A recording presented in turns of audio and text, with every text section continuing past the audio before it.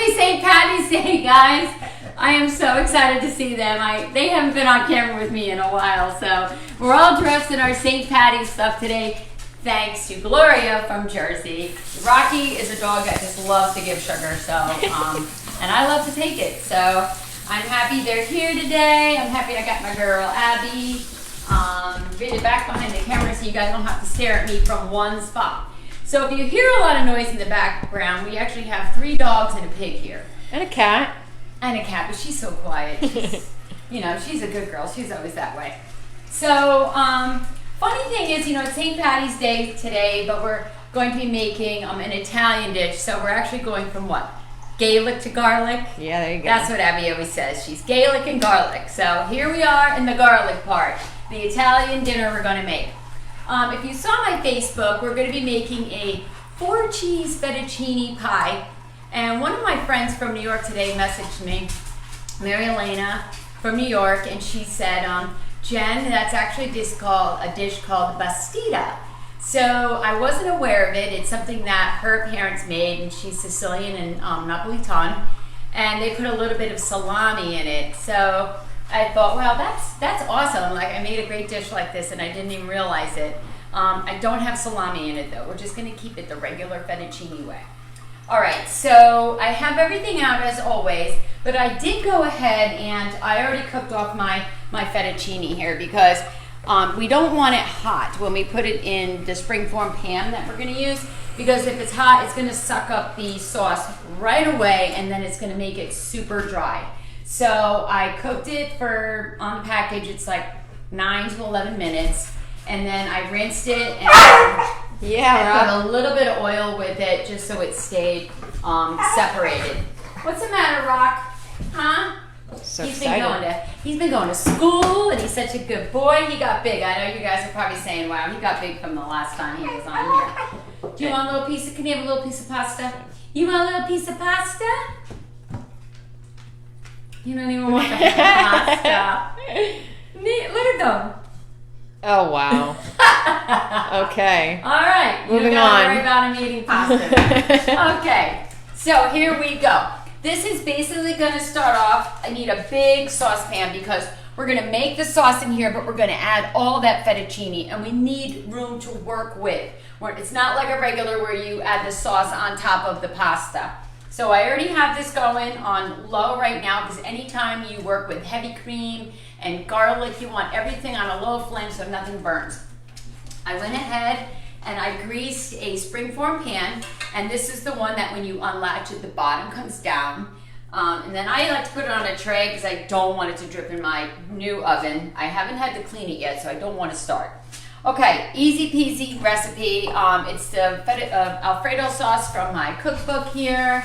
It's in the sauce section in the back, so we can just follow that. It's a basic Alfredo sauce, and it's actually one that we use at the restaurant. I just used it at home the other day. And? It was amazing. You love it. I do love it. It's so easy, too. It is easy. We're going to start off with just like 2 tablespoons of butter here. And we're going to use that at the base here. And we're going to add a little garlic to it. I don't know if I have garlic in the one in the book. Oh, no, not in the recipe. Okay. Nutmeg. Yeah, I got that. All right, so we're just going to put in 2 little teaspoons there of chopped garlic. Look how good they are now. Did you miss me, guys? Although I just saw them, but I love to see them all the time. And Pepe is outside today. Just now that it rained yesterday, he's just digging up everything in the yard. So that's just wonderful. Okay, so we have our garlic going. And to this, we're going to add 2.5 cups of heavy cream. So it's got to be heavy cream, guys. You can't skimp. I know this is a very decadent, heavy dish, but you can't skimp. You can't put in the milk or the half and half or anything. It just doesn't come out the same. It's just not as velvety. And then we're going to go ahead and put the other half in. Okay. And we do have more left in there. That's 3. Wow. All right, bud. Look at you, huh? Hi, Track. All right, so we're gonna get this out of the way. And I just wanted to pan down, show them here. Even though I'm making something Italian, I did go ahead and make something Irish. I have a corned beef and cabbage in there going in the crock pot. So I wanted to give it to my daughter, wanted her to taste it because she told the customer last night she never had it. So we didn't eat really some corned beef and cabbage. We used to go to the St. Patty's Day Parade in New York, but I guess she's just too young to remember all those wonderful memories we did. Please don't worry about that. Okay, in another bowl, while this is getting hot, so now we have the heat up on this, we're gonna warm it up. And when it starts getting little bubbles around the rim here, we're gonna go ahead and we're gonna add in the Parmesan cheese. So that's gonna take a minute. Now, to this is not typical Alfredo, but I wanna make this a little thicker for this pie to hold together. So I'm using some ricotta cheese. And yesterday, I think when I tried it out already. I just put in like 1/4 of a cup. So that looks about 1/4 of a cup. We'll just eyeball that. And we put in 1 egg yolk. So we're not gonna use the white. Hey, what's the matter? He's chewing up Pepe's toys. Oh, he's fine. No, come on. He's fine. Ooh, still trying to get you. I got it. Okay, so in this bowl, we're just mixing our ricotta and the egg yolk together. And this is what's gonna help it bind when it's baking in the oven, is the egg yolk in here. And it makes it richer, and the ricotta is gonna make it a little creamier. So we're mixing this together. So that's, How many eggs was that? I'm sorry. that was one Okay. egg yolk. And then to this, we're gonna add some salt and pepper, because we gotta flavor everything. And we're also gonna put our nutmeg in here. And also, this was just the 1 pound package that I used for the fettuccine. And I just went ahead and followed the package directions. Okay, I know I'm sprinkling, but it's basically like a teaspoon and a teaspoon. And we're gonna go ahead now. We have this turned up. See, now we see some steam coming up. So we can start to go ahead and put in our Parmesan. And you wanna use a whisk for this because you wanna make sure you incorporate it all. Especially when you have like a grated parm like this, you want to mix it through everything. And I'm just going to go ahead and put that in. And whisk as we go. Right, Trent? I had to empty the water bowl. No juicy today. Look how good they're being. I was very thrilled that when you called me, trust me. Okay, so this is nice and hot, as you see. And the longer that you let this simmer on here, the thicker it's getting. And that's what you want, because you don't want to put anything watery, together in here. Now, I'm also going to go ahead and I'm going to add in, this is going to be the 4th cheese. This is actually white cheddar. I like the flavor of it. It's a little more mild than like a heavy cheddar, but it just gives it a little bit more depth and a little more cheesy flavor. So I went ahead and I added this. And now I'm going to turn the flame down to really super low as I continue to whisk it. And now we're going to have to temper this. And tempering just means that we're going to bring the temperature of this to this. And we can't do it all at once because it has eggs in it and they'll scramble in here. And then you'll have little chunks of scrambled egg. And you don't want that. So what we're gonna do is we're gonna take a teaspoon and we're gonna add some of this warm mix into here and mix as we go, because what is this doing now? It's bringing the temperature together with the Alfredo sauce. I'm gonna take a little bit more and pour it in here. All right, and you know what I realized? I just forgot my nutmeg. So I gotta put that in. And maybe one more just to make sure that we don't scramble anything in there, because this is really getting warm. I turned it off. I don't need it on anymore. Oh, it's nice and thick. I can feel the thickness of it now. And before I forget, I want to put in the nutmeg. The nutmeg, bless you, babe. The nutmeg adds such a warmth to this. It's so good. We actually put it in our lasagna at the restaurant. And everybody just raves about our lasagna. It's good. Because you know why I like it? Because it's typical in like a bechamel sauce, you do it with nutmeg. So that's another reason why I like it. And we're going to mix that around. Okay, and then we're slowly going to add in this chunky ricotta. Because remember, we have ricotta in here with the egg. And mix it around. Doesn't that look good? Yeah. It's very nice and velvety. I'm putting all of this in.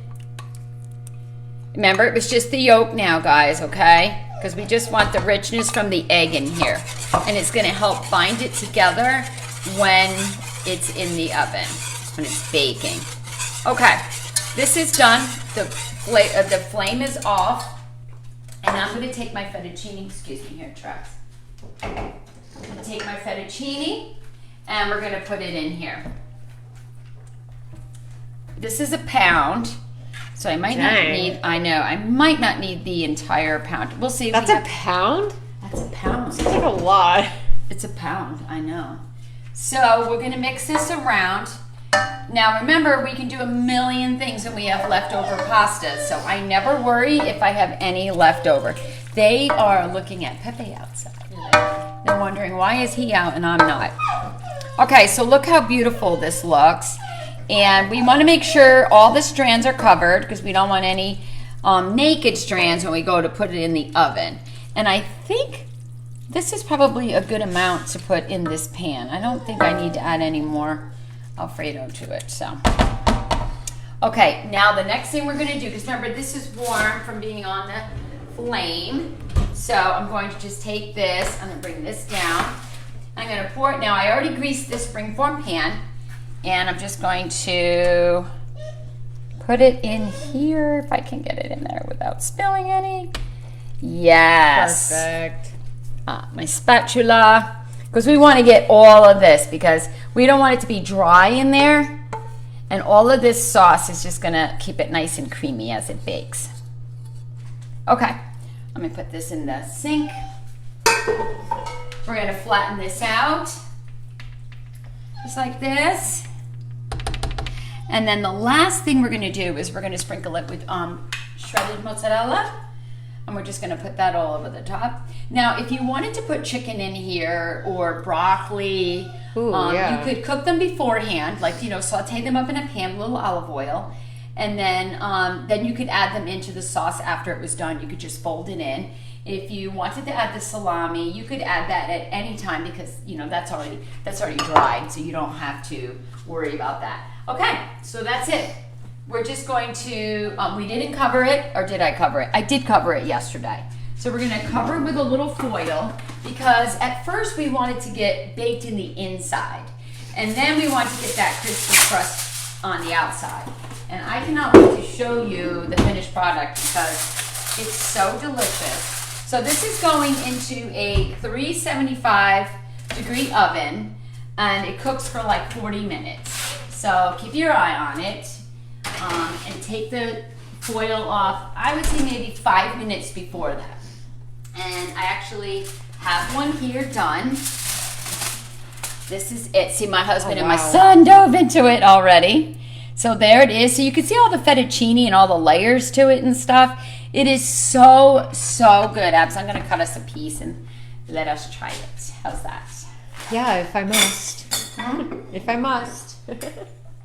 I guess I gotta next do the potatoes and the cabbage and all that with corned beef. So, alrighty, let me cut a piece.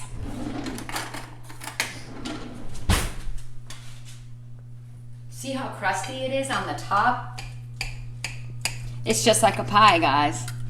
And I made this yesterday and I just reheated it. So it is something that you can have the next day.